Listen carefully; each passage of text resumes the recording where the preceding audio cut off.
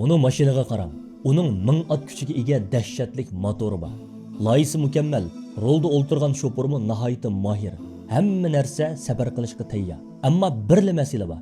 Agar bu qimmatbaholik mashinaning yiqilg'i borki, butunlay quruq bo'lsa, bir tomchimi benzin bo'lmasa, undaqda bu mashina nimaga aylanadi?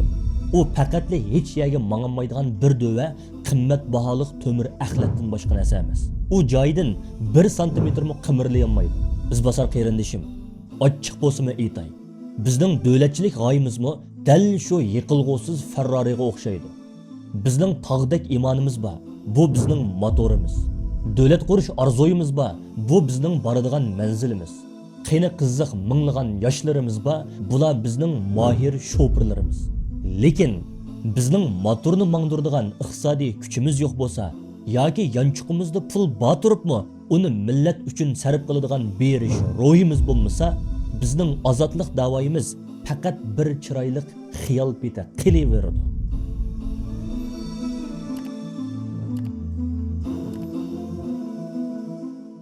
Assalomu alaykum izbosar qarindishim. Biz odatda pulni qo'lning kiri, dunyolik narsa deb past ko'ramiz. Lekin shuni unutmangki, bugungi rahimsiz dunyoda haqiqatning ovozini yiroqqa oltish uchun sizga cho'qim oltin mikrofon kerak. Haqiqat yalang'och. Uni faqat sizning boyligingiz va mablag'ingizda kiyindiradi. Bizda hozir bax xatarlik bir psixikalik kasallik bor. U bo'lsa-mu yordam kutish psixikasi. Bizga Amerika qurol bersin, Birlashgan Davlatlar Tashkiloti pul ajratsin, Turkiya yoki arablar bizga ich og'irtib yordam qilsin. Sizga ochiq bir tarixiy haqiqatni aytay.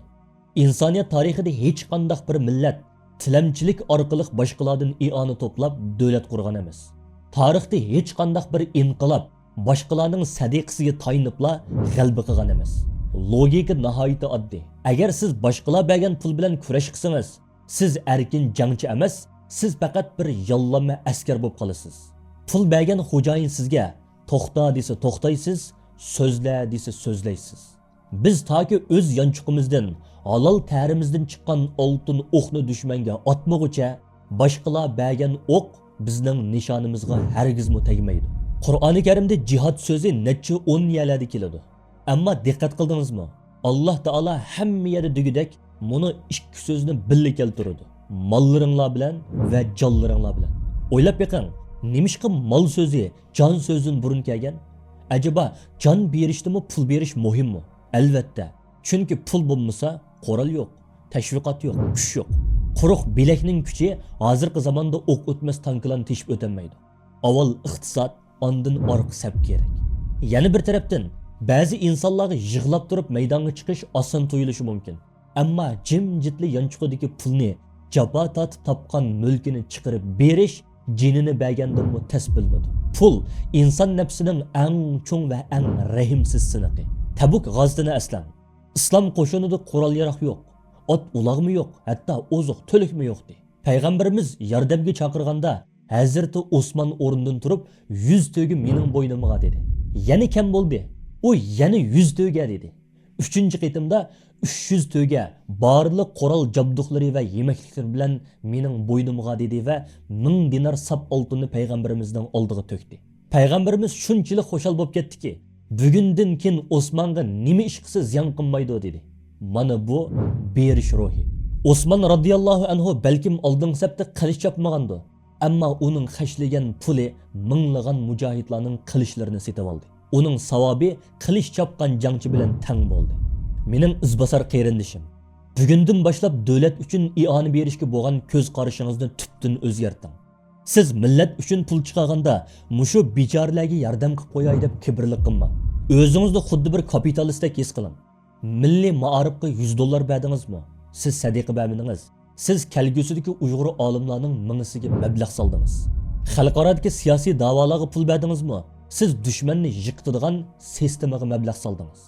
Har bir davlat yashayotgan muhojirlar, sizlar har oyda Amerika yoki Yevropa hukumatiga tar oqqizib topgan pulingizning 40 hatto 50%ni boz sifatida to'laysiz. Shundaqmi? Hech qanday og'rinmay, jarimalardan qo'rqib vaqtida udul to'laysiz. Undaqda sizdan so'rab boqay.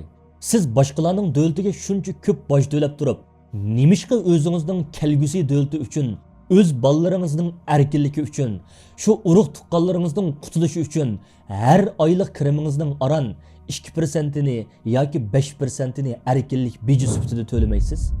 Agar bizning yoshlarda o'z davlatiga boj to'lash eng shakllanmasa, biz mangu davlat bo'lolmaymiz.